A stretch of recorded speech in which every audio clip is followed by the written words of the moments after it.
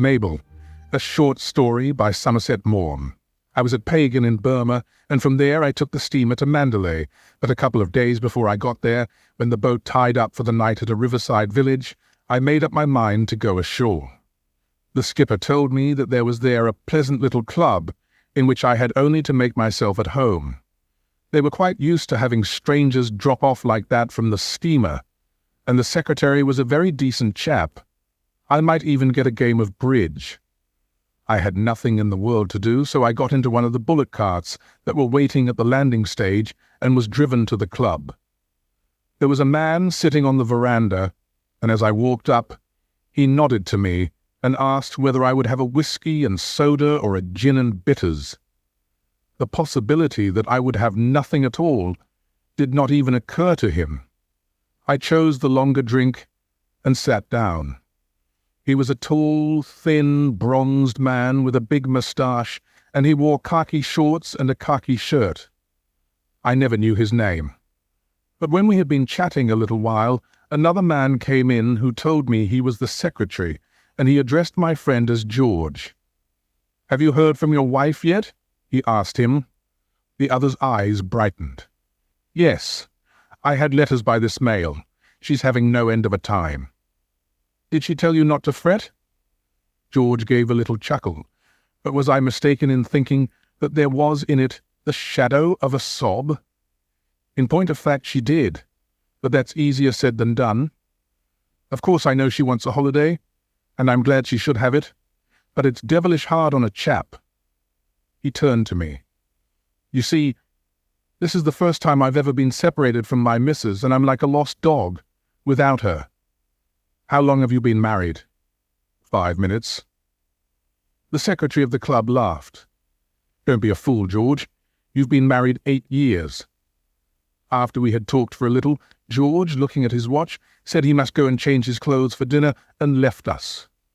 The secretary watched him disappear into the night with a smile of not unkindly irony.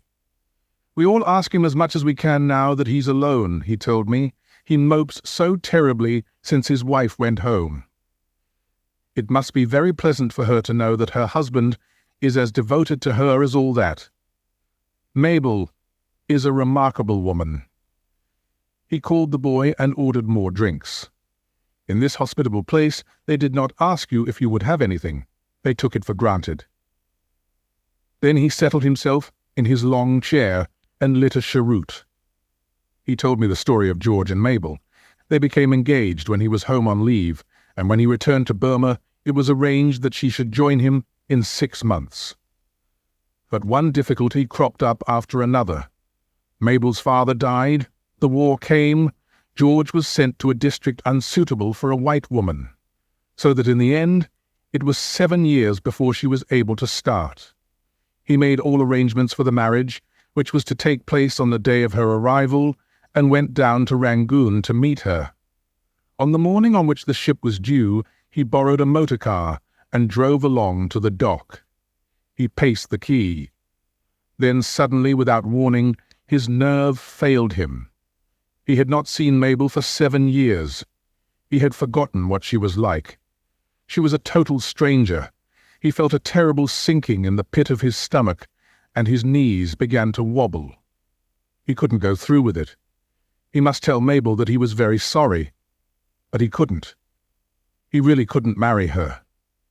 But how could a man tell a girl a thing like that when she had been engaged to him for 7 years and had come 6,000 miles to marry him? He hadn't the nerve for that either. George was seized with the courage of despair. There was a boat at the quay on the very point of starting for Singapore.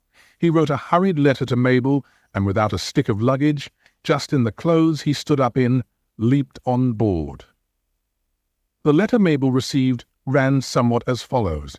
"Dearest Mabel, I have been suddenly called away on business, and do not know when I shall be back. I think it would be much wiser if you returned to England.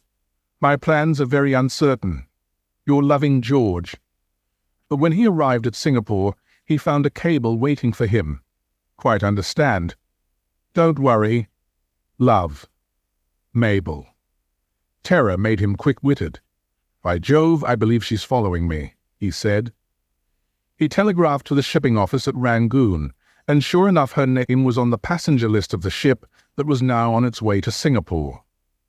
There was not a moment to lose. He jumped on the train to Bangkok, but he was uneasy.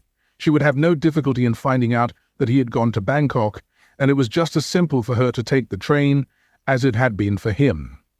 Fortunately, there was a French tramp sailing next day for Saigon. He took it. At Saigon, he would be safe. It would never occur to her that he had gone there, and if it did, surely by now she would have taken the hint. It is 5 days' journey from Bangkok to Saigon, and the boat is dirty, cramped, and uncomfortable. He was glad to arrive and took a rickshaw to the hotel. He signed his name in the visitor's book, and a telegram was immediately handed to him. It contained but 2 words: love. Mabel. They were enough to make him break into a cold sweat. "When is the next boat for Hong Kong?" he asked. Now his flight grew serious. He sailed to Hong Kong, but dared not stay there. He went to Manila. Manila was ominous. He went on to Shanghai. Shanghai was nerve-wracking. Every time he went out of the hotel, he expected to run straight into Mabel's arms. No, Shanghai would never do. The only thing was to go to Yokohama. At the Grand Hotel at Yokohama, a cable awaited him. "So sorry to have missed you at Manila. Love, Mabel." He scanned the shipping intelligence with a fevered brow. Where was she now? He doubled back to Shanghai. This time, he went straight to the club and asked for a telegram. It was handed to him. "Arriving shortly. Love. Mabel." No, he was not so easy to catch as all that. He had already made his plans. The Yangtze is a long river, and the Yangtze was falling. He could just about catch the last steamer that could get up to Chungking, and then no one could travel till the following spring except by junk. Such a journey was out of the question for a woman alone. He went to Hankow, and from Hankow to Yichang. He changed boats here, and from Yichang through the rapids went to Chungking. But he was desperate now. He was not going to take any risks. There was a place called Chengdu, the capital of Sichuan, and it was 400 miles away. It could only be reached by road, and the road was infested with brigands. A man would be safe there. George collected chair-bearers and coolies and set out. It was with a sigh of relief that he saw at last the crenellated walls of the lonely Chinese city. From those walls at sunset, you could see the snowy mountains of Tibet. He could rest at last. Mabel would never find him there. The consul happened to be a friend of his, and he stayed with him. He enjoyed the comfort of a luxurious house. He enjoyed his idleness after that strenuous escape across Asia, and above all he enjoyed his divine security. The weeks passed lazily, one after the other. One morning, George and the consul were in the courtyard, looking at some curios that a Chinese had brought for their inspection, when there was a loud knocking at the great door of the consulate. The doorman flung it open. A chair borne by 4 coolies entered, advanced, and was set down. Mabel stepped out. She was neat and cool and fresh. There was nothing in her appearance to suggest that she had just come in after a fortnight on the road. George was petrified. He was as pale as death. She went up to him. "Hello, George, I was so afraid I'd missed you again." "Hello, Mabel," he faltered. He did not know what to say. He looked this way and that. She stood between him and the doorway. She looked at him with a smile in her blue eyes. "You haven't altered at all," she said. "Men can go off so dreadfully in 7 years, and I was afraid you'd got fat and bald. I've been so nervous.